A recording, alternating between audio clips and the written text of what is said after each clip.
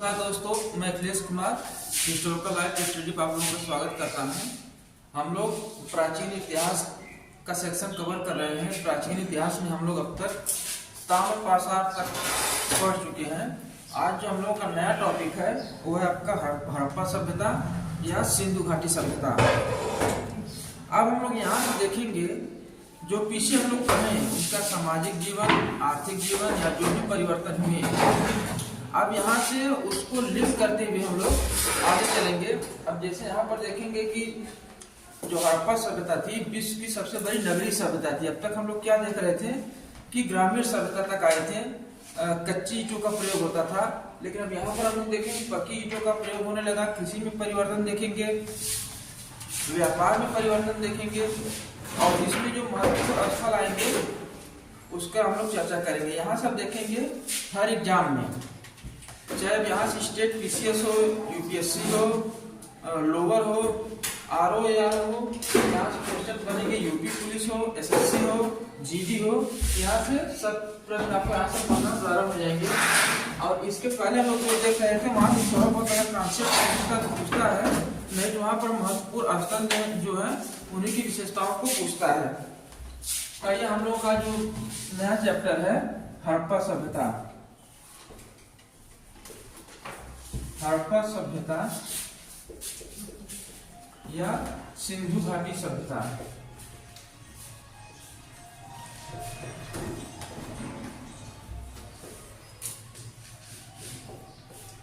इसके time period को लेकर भी थोड़ा सा विवाद देखने को मिलता है, लेकिन जो ऑथेंटिक मतलब टाइम पीरियड दिया गया है इसमें, इसका हो जाएगा 2500 से 1900 बीसी। ये आप लोग ध्यान रखिएगा। अगर आधुनिक यानी कार्बन डेटिंग के आधार पर जो रिसर्च करने के बाद इसका टाइम पीरियड आया है, तो इसका एक और टाइम पीरियड आता है जो आधुनिक यानी कार्बन डेटिंग पद्धति से जो निकाला गया है। कार्बन डेटिंग पद्धति से जो इसका टाइम पीरियड आता है वो आपका हो जाता है 2350 से 1750 बीसी। ठीक है, तो इसमें हम लोग देखते हैं कि अब जो हड़प्पा सभ्यता है या सिंधु घाटी सभ्यता है, इसमें हम लोग देखेंगे इसके उत्पत्ति के बारे में देखेंगे, इसका विस्तार पढ़ेंगे और यहाँ पर देखेंगे इसके समकालीन कौन कौन सी सभ्यताएं चल रही थी और उसका इम्पैक्ट सिंधु घाटी सभ्यता पर क्या पड़ता है। ठीक, तो अगर इसमें हम लोग देखेंगे जो हड़प्पा सभ्यता हो जाती है आपकी, तो इसमें विश्व की सबसे बड़ी सभ्यता थी। क्या थी? विश्व की सबसे बड़ी सभ्यता थी। और देखेंगे इस सभ्यता के समकालीन दो सभ्यताएं और चल रही थी। इसके अगर समकालीन देखें, इसके साथ साथ दो सभ्यता और चल रही थी जिसकी हम लोग तुलना करेंगे हड़प्पा सभ्यता से। एक थी आपकी मिस्र की सभ्यता,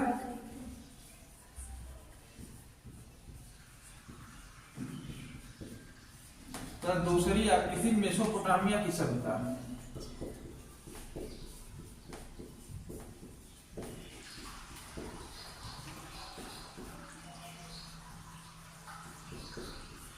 या इसी मेसोपोटामिया क्या सुमेरियन सभ्यता भी कहते हैं।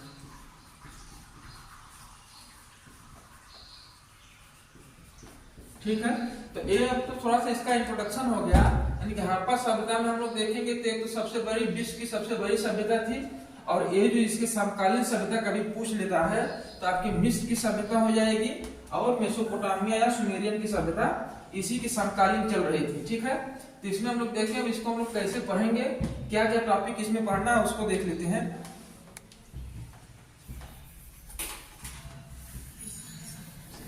तो सबसे पहले हम लोग इसकी उत्पत्ति को देखेंगे।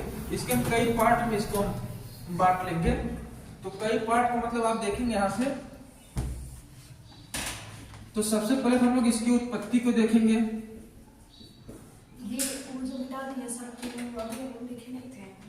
विश्व की सबसे बड़ी सभ्यता, विश्व की सबसे बड़ी हड़प्पा सभ्यता जो है विश्व की सबसे बड़ी सभ्यता है और उसके समकालीन। ठीक, एक तो लिख लीजिए पॉइंट, पहला पॉइंट विश्व की सबसे बड़ी सभ्यता, ये हो गया। और दूसरा इसके समकालीन। इसके समकालीन दो सभ्यता चल रही है। एक मिस्र की सभ्यता हो जाएगी और दूसरी हो जाएगी मेसोपोटामिया की सभ्यता।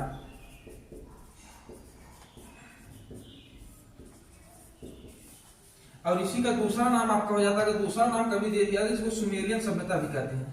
मेसोपोटामिया की सभ्यता को? हाँ, इसका दो नाम है, या तो मेसोपोटामिया का या सुमेरियन सभ्यता का है, दोनों एक ही बात है। ठीक है, इसमें अब देखते आगे बढ़ते हैं हम लोग। तो इसकी उत्पत्ति को हम लोग देखेंगे और फिर इसका हम लोग विस्तार देखेंगे, किन क्षेत्रों में था, कहां कहां था, उत्पत्ति कैसे हुई, उत्पत्ति को लेकर विवाद हम लोग देखेंगे, इसका विस्तार देखेंगे। इसके बाद इसमें हम जो महत्वपूर्ण स्थल आपको हो जाएंगे, महत्वपूर्ण स्थल और प्लस इन स्थलों की विशेषताएं। अब जैसे स्थलों में आपका हो जाएगा हड़प्पा हो जाएगा, मोहनजोदड़ो हो जाएगा, लोथल हो जाएगा, कालीबंगा हो जाएगा, चरमोदर हो जाएगा, धौलागिरा हो जाएगा। इन सब स्थलों को हम लोग देखेंगे कि क्या विशेषताएं थी और इन स्थलों की खोज किसने किया, इसको हम लोग देखेंगे इसमें। और इसके बाद हम लोग इनका जीवन देखेंगे। तो जीवन में कौन कौन क्या क्या हम लोग देखते हैं, पिछले बताई हुई है। तो जीवन का सबसे पहले हम लोग देखेंगे सामाजिक जीवन। सामाजिक जीवन में हम लोग देखेंगे इनका रहन सहन, कैसी व्यवस्था थी, कैसा प्रशासन था। और दूसरा इसका हम क्या देखेंगे, आर्थिक जीवन। आर्थिक जीवन हम लोग किन चीजों के बारे में बात करेंगे, एक तो आपका हो जाएगा व्यापार, दूसरा आपका हो जाएगा कृषि,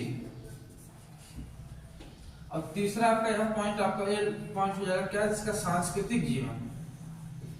संस्कृति में हम लोग क्या क्या पढ़ेंगे, तो संस्कृति में हम लोग पढ़ेंगे इसका धर्म और कला, धर्म और कला। और लास्ट में इसका हम लोग देखेंगे इस इतनी बड़ी सभ्यता का पतन कैसे होता है, तो इसके पतन के बारे में हम लोग जानेंगे। ठीक है, यहाँ तक नोट डाउन हो गया। तब उत्पत्ति के बारे में हम लोग देख लेते हैं। इसकी उत्पत्ति जो है, इसको पढ़ने से पहले हम लोग एक चीज और, किसी भी सभ्यता को जानने के लिए किन चीजों की आवश्यकता होती है।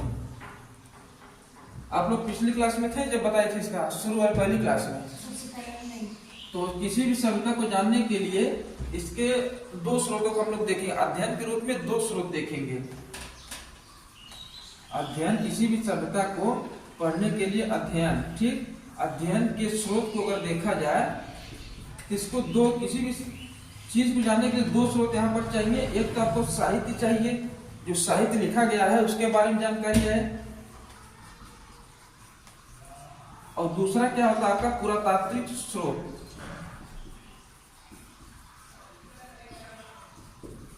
ठीक है, यहाँ तक। तो साहित्य में अगर देखा जाए तो इसके पहले हम देखें ताम्र पाषाण काल तक कोई साहित्य आपको नहीं मिलेगा। लेकिन जैसे ही हम लोग आएंगे यहाँ पर, मतलब कि हड़प्पा सभ्यता में, यहाँ से आपको साहित्य भी मिलेगा। लेकिन इसकी लिपि कैसी थी, इसकी लिपि बहुत कठिन थी, यानी कि इसको पढ़ी नहीं जा सकती। इसकी लिपि, साहित्य तो मिलता है लेकिन इसके बारे में साहित्य में क्या लिखा गया है इसकी जानकारी कोई विद्वान इतिहासकार इसको पढ़ नहीं पाया। यानी कि इसकी लिपि जो थी वो क्या थी, पढ़ी नहीं जा सकी। तो इससे क्या फर्क पड़ेगा, जब साहित्य नहीं पढ़ा गया तो हमारे पास अब क्या स्रोत मिलेगा, एक ही स्रोत मिलेगा, वो भी खुदाई के द्वारा जो भी जानकारी मिलेगी वो हमको इसके बारे में बताएगी। अगर इसकी खुदाई किसने की थी, हड़प्पा सभ्यता? अभी आ रहे हैं, सब अभी आ रहे हैं, सीक्वेंस से चलेगा। तो अभी जब मान लीजिए कि जैसे साहित्य में हमको कुछ नहीं मिला, इसके बारे में जानकारी नहीं मिल रही है, पुरातात्विक स्रोत का जब खुदाई के द्वारा इसको जानेंगे तो इसकी खुदाई क्या होती थी, लंबवत खुदाई हुई है। कैसे खुदाई हुई है, लंबवत। लंबवत से मतलब क्या हो गया, मान लीजिए कि ये प्लेन धरती है, ठीक, तो इसके ऊपर एक गांव बसे हुए हैं, तो इसकी तो हम क्षैतिज खुदाई कर नहीं सकते, ऐसे ऐसे खोद नहीं सकते हैं, क्योंकि अगर किसी पुरानी या मरी हुई सभ्यता या समाप्त हुई सभ्यता को बांधने के लिए जो आधुनिक विकसित नई सभ्यता है उसको खतरे में डाल नहीं सकते। तो इसकी जो खुदाई हुई है लंबवत खुदाई हुई है।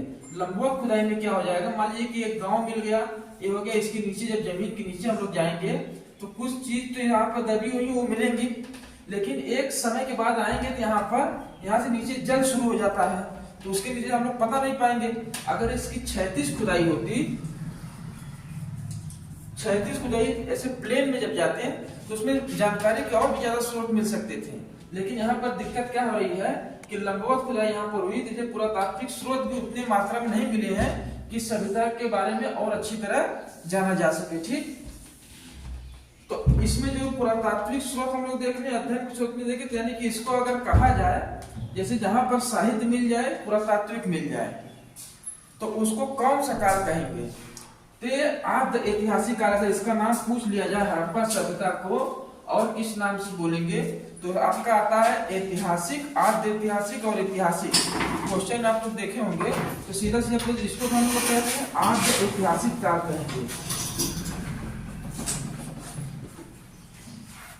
आद्य ऐतिहासिक काल। और प्रागैतिहासिक किसको कहेंगे? इसी में आप लोग समझ लीजिए, जहां पर साहित्य नहीं पाया गया, केवल पुरातात्विक स्रोत पाए गए, उसको प्रागैतिहासिक काल कहा जाएगा। जहां पर साहित्य और पुरातात्विक दोनों पाए गए लेकिन साहित्य पढ़ा नहीं जा सका, उसको आद्य ऐतिहासिक कहेंगे। और जहां पर साहित्य और पुरातात्विक दोनों स्रोत मिलते हैं, वहां साहित्य भी पढ़ा जाए और पुरातात्विक स्रोत भी मिले, उसको ऐतिहासिक कहते हैं। ठीक है, यहाँ तक? आइए इसकी उत्पत्ति को अब लेकर चलते हैं।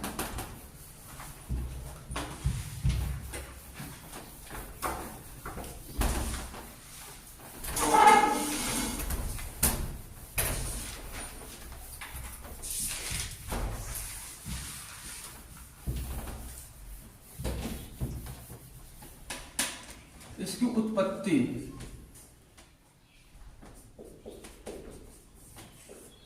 उत्पत्ति में अगर हम लोग देखते हैं तो इसमें कई बार इसका खोजने का प्रयास किया गया, लेकिन सबसे पहला प्रयास इसमें जो किए थे, चार्ल्स मैसन नामक एक अधिकारी थे, अंग्रेज अधिकारी थे। कौन से? चार्ल्स मैसन। ठीक, इन्होंने 1827 में एक टीले को देखा, एक उठा हुआ टीला था। इसको देखते हैं तो इसको सोचते हैं, जाके अपने अधिकारियों को बताते हैं एक टीला मिला हुआ है, अगर इसकी खुदाई किया जाए, इसको जांचा परखा जाए, तो यहाँ कुछ न कुछ आपको मिलेगा। तो इसके जो बड़े अधिकारी थे, इसकी बातों को नकार देते हैं। क्या करते हैं? मना कर देते कि बकवास सब, ऐसा कुछ नहीं है, एक उठा हुआ टीला ही है। लेकिन फिर इसको हम लोग देखते हैं दूसरा प्रयास, इसमें देखते हैं 1853 रेलवे का विकास कब किया जा रहा था भारत में? 1853 किसके काल में किया गया, याद है आपको? लॉर्ड डलहौजी।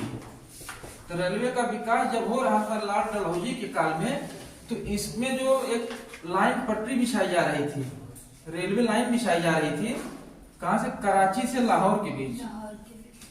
कराची से लाहौर के बीच जब पटरी बिछाई जा रही थी, तो इस पटरी बिछवाने का काम एक कनिंघम महोदय करवा रहे थे। कौन करवा रहे थे? कनिंघम। तो इन्होंने क्या किया, एक टीला देखा, टीला तो पहले ही देखा जा चुका था। इस टीला देखा, यहाँ पर जो ईंट थी, ईंट जो यहाँ पर मिली, तो इन्हीं ईंटों का प्रयोग लाके इस पटरी के बीच में डालने का काम किया, और फिर इसको भी नाज़ करके चले गए। यानी कि जो रेलवे लाइन बिछाई जा रही थी, और इस टापू से जो भी ईंट मिल रहे थे, पटरियों के बीच में रेलवे लाइन बिछा के लोग यहाँ से चले गए, इस पर बहुत ज्यादा ध्यान नहीं दिया गया। लेकिन जब हम लोग देखेंगे 1921 में जब आएंगे हम लोग, तो जॉन मार्शल आपको यहाँ मिल जाएंगे। ठीक है, और इनको जब बनाया गया, भारतीय पुरातत्व और सर्वेक्षण विभाग का अध्यक्ष जब बनाया जाता है, तो इन्हीं के अध्यक्षता में एक लोगों का गठन किया जाता है। किनका? दयाराम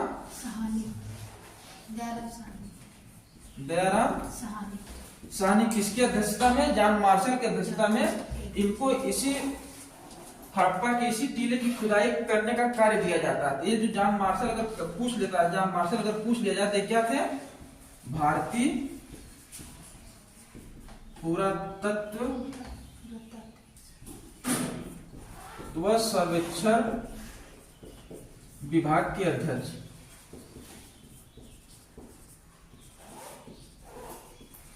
इन्हीं की अध्यक्षता में दयाराम साहनी की नियुक्ति की जाती है, और वो इसी टीले की खुदाई करते हैं, और इसी टीले की जब खुदाई करने के बाद इसका नाम दिया जाता है हड़प्पा। ठीक है, तो इसी टीले का नाम फिर दिया जाता है हड़प्पा। और इसी टीले के नाम पे इसका नाम पड़ जाता है सिंधु घाटी सभ्यता या हड़प्पा सभ्यता। सिंधु घाटी नदी सभ्यता कैसे पड़ता है इसका भी हम बताते हैं, इसका नाम सिंधु घाटी क्यों पड़ता है। तो यहाँ तक क्लियर हो गया। अब हम लोग यहाँ पर देखेंगे कि हड़प्पा का अन्य नाम देखेंगे, अन्य नाम भी पूछ लेता है कभी कभी। अब तो प्रश्न ऐसे नहीं आते लेकिन पहले पूछ लेता था, अगर फिर भी कभी आ जाए तो इसका आप लोग ध्यान रखिएगा। नोट डाउन हो गया यहाँ पर। इसके अन्य नाम की हम लोग अगर बात करते हैं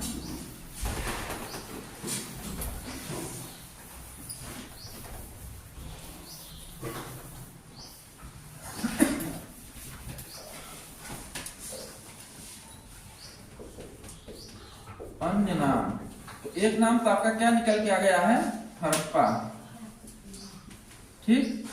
और दूसरा इसका क्या आ जाएगा, सिंधु घाटी,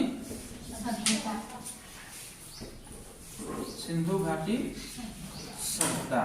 तो सिंधु, क्योंकि ये सिंधु जो नदी आती है आपकी एक पाकिस्तान में होते हुए जा रही है, तो इसी नदी के किनारे आपको देखेंगे कई गांव मिलेंगे।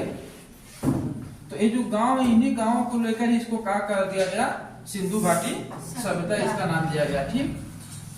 और इसका एक अन्य नाम और हो जाता है जैसे प्रादेशिक युग,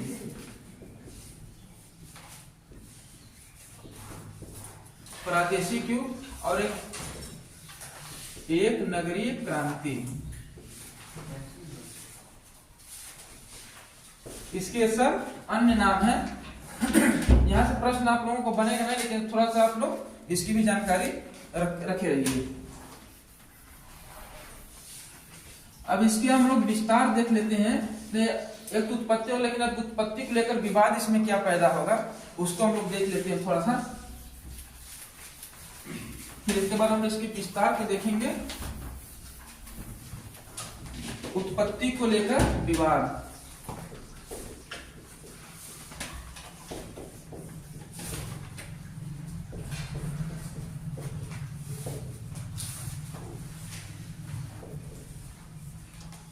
अगर उत्पत्ति को लेकर विवाद आ रहा तो इसमें दो मत आपको देखने को मिलेंगे, एक इसके पक्ष में, एक इसके विरोध में।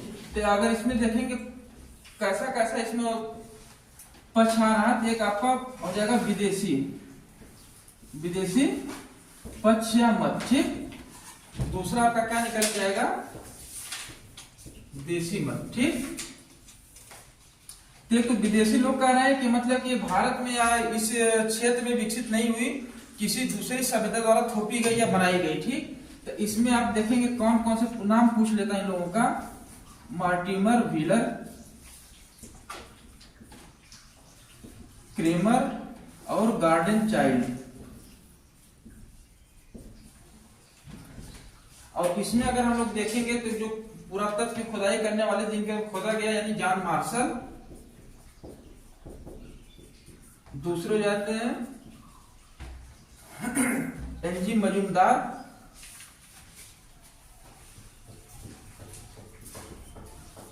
और तीसरे आपको जो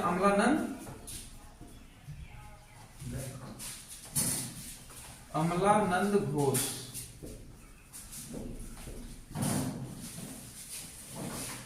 एनजी मजूमदार का पूरा नाम था नानी गोपाल मजूमदार, लिख लीजिएगा तो नानी गोपाल मजूमदार। तो अब इसमें हम लोग देखेंगे इनका क्या कहना था, इन लोगों का जो विदेशी पक्ष के पक्षधर थे, इनका कहना था कि सिंधु घाटी सभ्यता ये एकाएक विकसित नहीं हुई, यहाँ पर इनका जो विकास हुआ मेसोपोटामी सभ्यता का यही विकसित रूप है। मेसोपोटामियाई लोग यहाँ पर आए, सिंधु वाले क्षेत्र में सभ्यता का विकास किए और चले गए। तो इसमें क्या देते हैं, यहाँ पर एक मेसोपोटामिया में एक ग्रंथ आपको मिलता, साहित्य मिलता है। मेसोपोटामिया में एक साहित्य है मेहुला, ये पूछ लेता है आपको, ठीक है, कौन सा साहित्य है, मेहुला। इसमें जो बात की गई है, इसमें आप देखिए, इसमें जो जानकारी मिल रही क्या, सिंधु व मेसोपोटामिया के बीच व्यापार का साक्ष्य मिला है। मेसोपोटामिया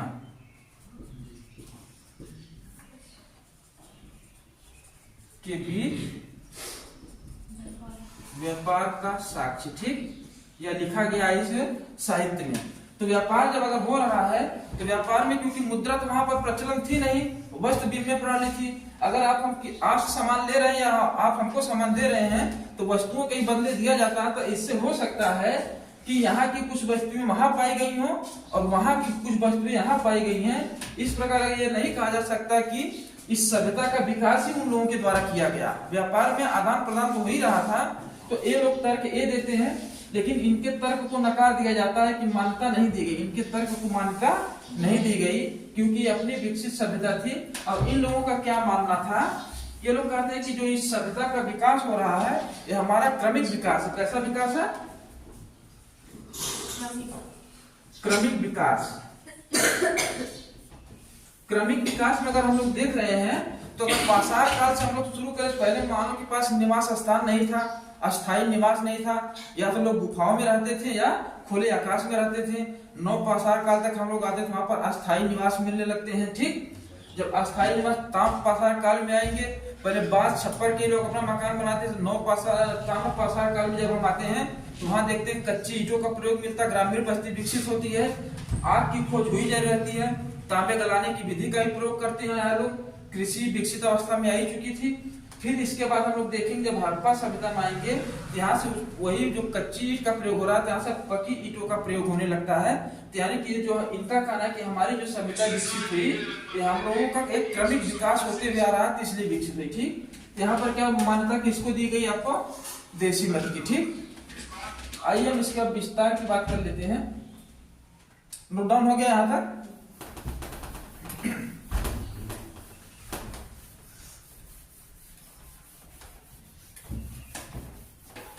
अब विस्तार में, इसके विस्तार से आपका प्रश्न बनता है, आपके पेपर में विस्तार से आपका प्रश्न बनेगा। अगर विस्तार देख लेते हैं तो विस्तार में अगर देखा जाए तो उसमें जो समकालीन सभ्यता कौन सी थी आपकी बताया गया अभी। पहला पॉइंट, समकालीन सभ्यता इसकी कौन थी? मिस्र की और मेसोपोटामिया। ये जो हमारी हड़प्पा सभ्यता, सिंधु घाटी सभ्यता थी, इन दोनों को मिलाकर भी अगर देखा जाए इससे कितना गुनी ज्यादा, तो 12 गुनी बड़ी थी। कितनी? 12 गुनी बड़ी थी। अगर इसका हम लोग विस्तार देखते हैं तो 8 लाख किलोमीटर में फैला हुआ था। अगर सिंधु घाटी सभ्यता पूछ लिया जाए तो कितने में? 8 लाख किलोमीटर में फैला हुआ था। ठीक, तो इसका जो प्रश्न आपका यहाँ से बनेगा, इसका पूर्वी छोर पूछ लेता है कभी कभी, या पश्चिमी पूछ लेगा, उत्तरी या दक्षिणी। यहाँ से आपका देखेंगे तो क्वेश्चन पेपर में यहाँ से प्रश्न बनता है। तो इसके विस्तार में इसका हम लोग देख लेते हैं, ऐसे आप लोग बना लीजिएगा। तो इसका जो पूर्वी क्षेत्र आपको हम लोग देखेंगे कहां पर आ जाएगा? उत्तर प्रदेश। ठीक, आलमगीरपुर नाम सुने हैं? आलमगीरपुर कहां पर? आलमगीरपुर उत्तर प्रदेश में। कहा? मेरठ में। मेरठ यूपी। ठीक, कौन सा है? हिंडन नदी। हिंडन नदी किसकी सहायक नदी है? हिंडन नदी किसकी सहायक नदी है? जमुना की है, जमुना की सहायक नदी है। ठीक, और इसका पश्चिमी छोर हम लोग देखेंगे कहां पर आ जाएगा? सुतका गेंडोल। कौन सा स्थान है? ये कहां पर है? बलूचिस्तान, पाकिस्तान का जो है बलूचिस्तान। और यहाँ पर किस नदी के किनारे पर है? दास्क नदी। दास्क नदी के किनारे पर है आपका हो जाएगा। और ऊपर हम लोग देखेंगे कौन सा? जम्मू कश्मीर में का स्थान आपका मांडा। कहाँ पर है? जम्मू कश्मीर में। कौन सी झील नदी है?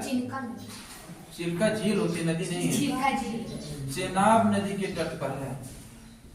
ठीक है, चिल्का झील है, चेनाब नदी के तट पर है। और एक लास्ट में आपका जो दक्षिणी में आ जाता है कौन सा है?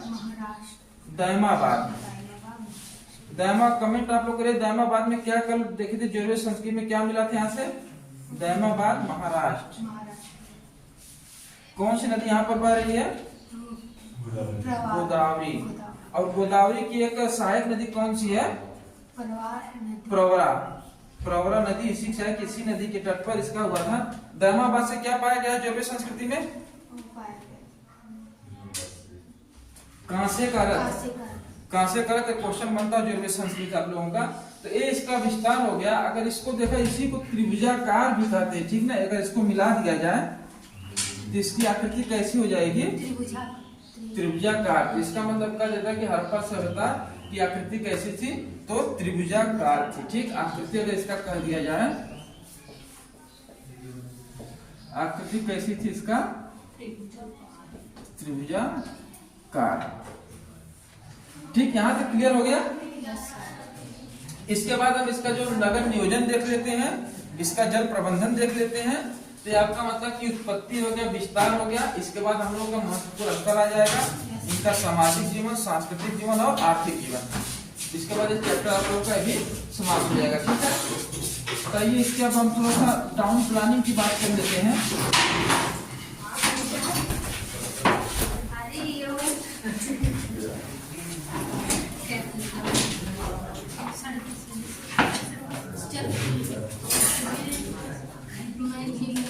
इसका नया अगला टॉपिक क्या है? नगर नियोजन।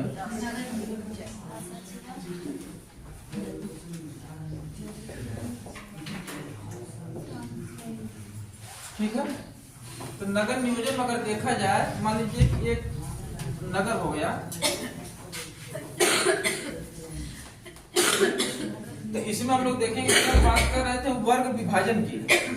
प्रसार काल में वर्ग विभाजन की बात हुई थी ना। तो यहाँ पर हम लोग देखेंगे, एक आपका हो जाता है नगर, और दूसरा इसके यानी कि देखेंगे हड़प्पा में नगर को दो भागों में बांटा जाएगा।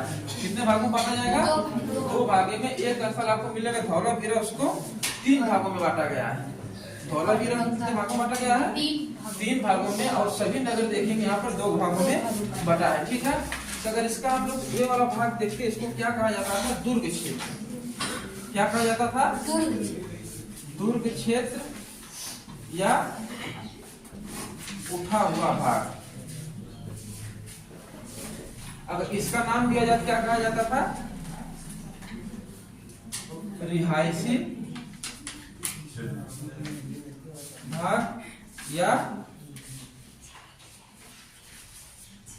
पूर्वी भाग, ठीक, या निचला भाग। इसका पश्चिमी भाग। तो ये क्यों बनाया गया था? नगर को 2 भागों में क्यों बांटा गया था? प्रश्न उठेगा। तो वर्ग विभाजन के प्रमाण जब साक्ष्य मिलने लगते हैं ताम्र प्रसार काल में, तो देखेंगे जो शासक वर्ग था, व्यापारी वर्ग था, कुलीन वर्ग था, वो अपने आप को ऊंचाई पर रखना चाहता था। कहां पर? कौन सा? शासक वर्ग,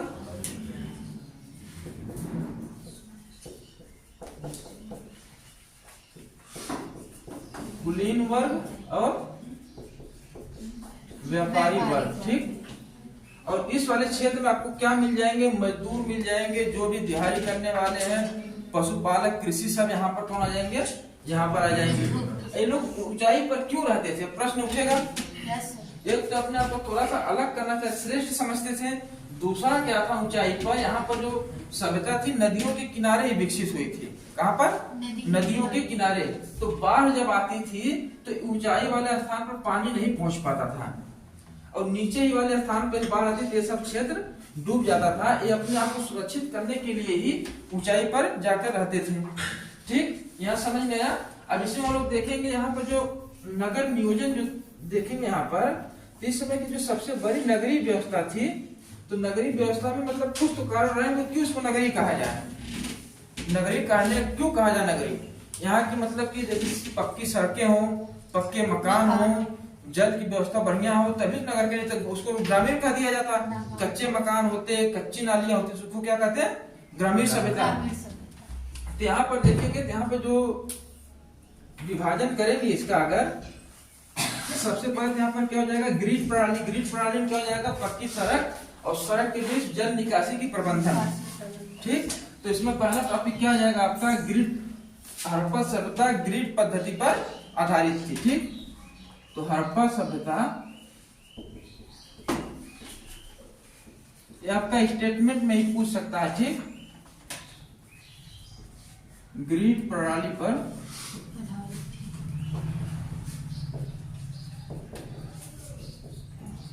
ठीक। और दूसरा पॉइंट यहाँ मिलेगा, यहाँ पर पक्की सड़कें जो होती थी, पक्की सड़कें मिलेंगे तो सबको पता है, लेकिन ये सड़कें थी इस वाले क्षेत्र को, यानी कि मतलब कि मकानों को, या इसमें क्या कहेंगे, इसको गांवों को 2 भागों में बांट देती थी, ठीक। और इसमें हम लोग देखेंगे कि हमेशा कैसे काटेंगे, संपोर पर, कैसे काटेंगे, संपोर। ये जो सड़क सीधे ए आ रही है और ए 90 डिग्री बन रहा है नहीं, कोण सब जगह। Yes sir. तो सड़कें क्या थी, संपोर को काटती थी, तो सड़कें क्या हो गए, एक दूसरे को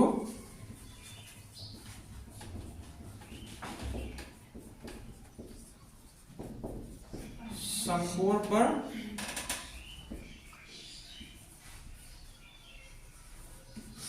काटती थी, ठीक।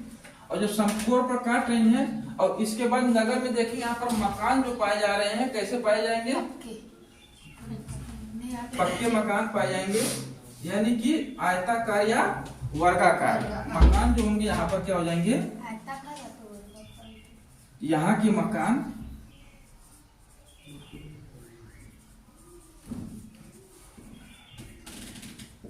आयताकार वर्गाकार मिलते हैं, ठीक।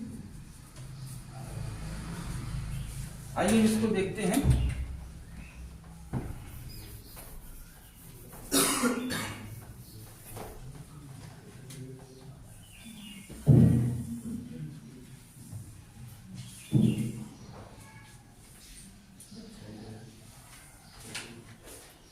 ये क्या आपकी हो जाएगी, ये सड़क हो जाएगी, ठीक। और इसी के बगल में आपको क्या बनाई जाती थी, पक्की नाली बनाई जाती थी। क्या बनाई जाती थी, पक्की नालियां बनाई जाती थी। एक तो सीधा क्या मिलेगा, और नेक्स्ट पॉइंट आपका क्या हो जाएगा,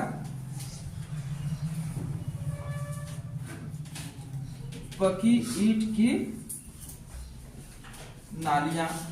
और नालियों को बनाने में किसका प्रयोग किया जाता था, नाली बनाएंगे तो उसको जोड़ने के लिए किसी चीज का प्रयोग होगा, तो इसमें क्या मिट्टी से नहीं जोड़ा जाएगा। यहाँ पर मिलेगा आपका गारा, गारे का, चूना का और जिप्सम का। एक पूछ लेता है कि यहाँ के हड़प्पा काल में नालियां बनाने में किसका प्रयोग किया जाता था, गारे का, चूना का और जिप्सम का प्रयोग किया जाता था, ठीक। और इसमें देखेंगे मकान यहाँ पर बनाए जाते थे। यहाँ पर मकान जो मिले हैं, 1 मंजिला से लेके 2 मंजिला, बहुमंजिला तक मकान मिले थे। मकान कैसे मिले यहाँ पर, मकान बहुमंजिला मिले, ठीक। 1 मंजिला से लेके बहुमंजिला तक मिले, ऐसे मकान आपको यहाँ पर मिलने लगे, ठीक। और मकानों में देखेंगे कि मकानों की विशेषता अगर यहाँ क्या होती थी, तो मकान में अगर कोई मकान है तो पहले देखते थे, पहले के मकानों में घरों के बीच में आंगन होता था। आप लोग नहीं बनवा रहे हैं, पहले क्या होता था, आंगन, ठीक। मकान के बीच में आंगन होता था, और इसी आंगन में आपको एक क्या मिल जाता था, कुआं मिल जाता था, ठीक।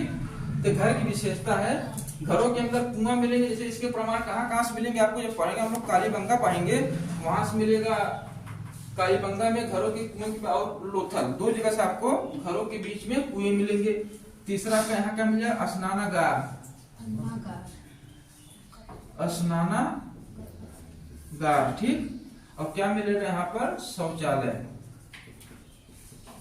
यहाँ के नगर नियोजन की ये व्यवस्था थी, नगर नियोजन में सब यहाँ पर व्यवस्थित था, सब चीज का ध्यान रखा गया था।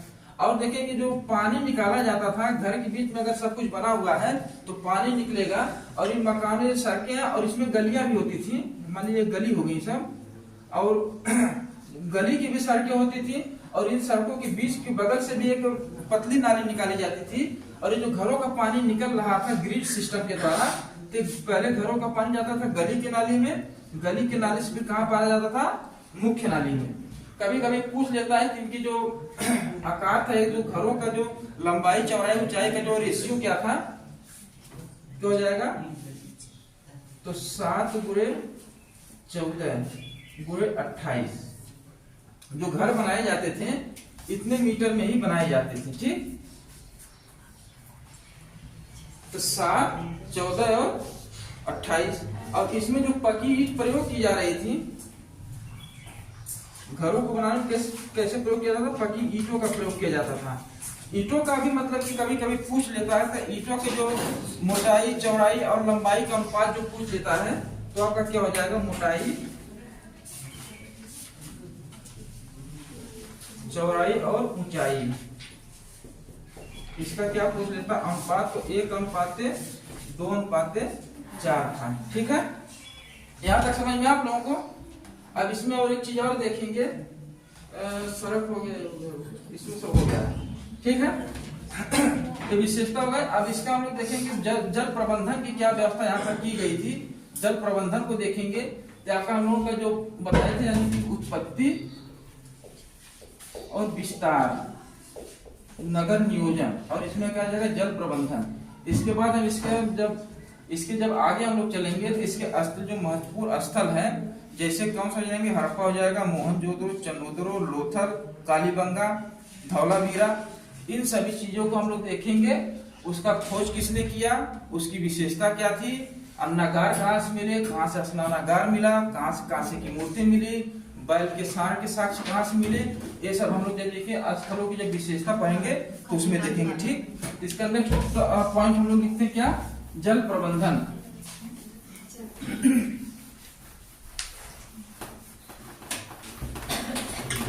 इसीलिए इसको क्या कहा जाता था? नगरीय सभ्यता कही जाती है। ठीक, ग्रामीण नहीं कहेंगे। नगरीय सभ्यता में सब कुछ एक्यूरेट आपको मिलेगा, जैसे उसके मकान मिलेंगे, जल मिलेंगे, जल पीने योग्य पानी का कैसे प्रयोग किया जाएगा, और उसी को थोड़ा प्रचार कर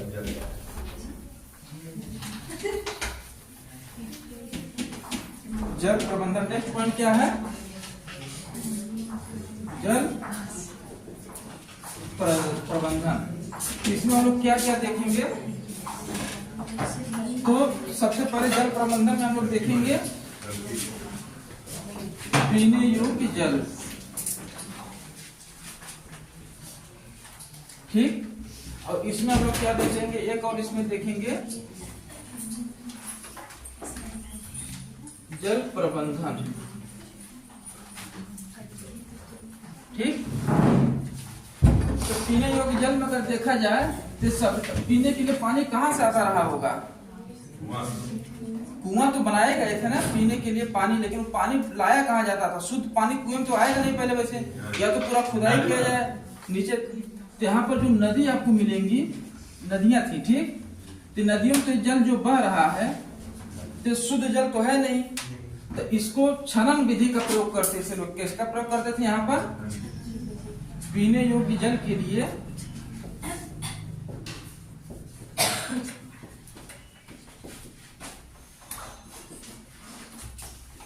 छनन विधि। आज के समय में इसको क्या कहते हैं? आरओ विधि। ठीक,